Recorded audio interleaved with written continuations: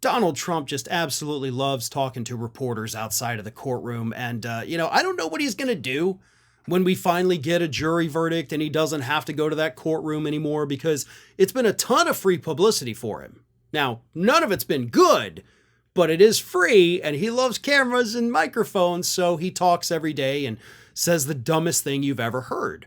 And the end of last week was no exception, because Donald Trump, speaking to reporters outside of the courtroom, predicted the economic death of the state of New York if he is actually convicted.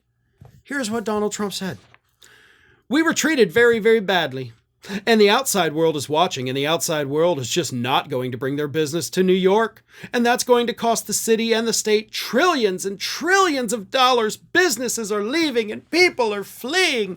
Folks, it's just total bedlam in New York City right now. Everybody's trying to get the hell out of there because Donald Trump was held accountable for the things he did. Right? Like, they're just going to lose trillions of dollars. All that money just gone out the window because obviously nobody wants to do business in New York City anymore. Except, of course, if you consider the fact that actually new business applications for the city of New York have increased in the last year.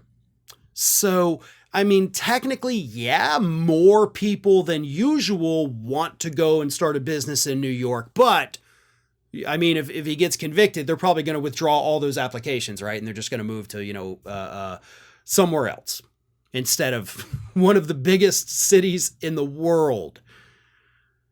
I love how stupid he gets. Like, that's just one of my favorite things, is how dumb this man is. There is not going to be a single business in the state of New York that is going to shut down and leave if he gets convicted. I mean, maybe the Trump Organization, maybe the law offices of Alina Habba will leave. But trust me, Wall Street is not going to suddenly pack up and say, we're out of here. You know, all of the big law firms based out of New York, the multinational law firms, they're not going to leave. The banks, they're not going anywhere. All of the bodegas are still going to be there, right? The local restaurants, the chain restaurants, Times Square. It's not all going to disappear because you get convicted.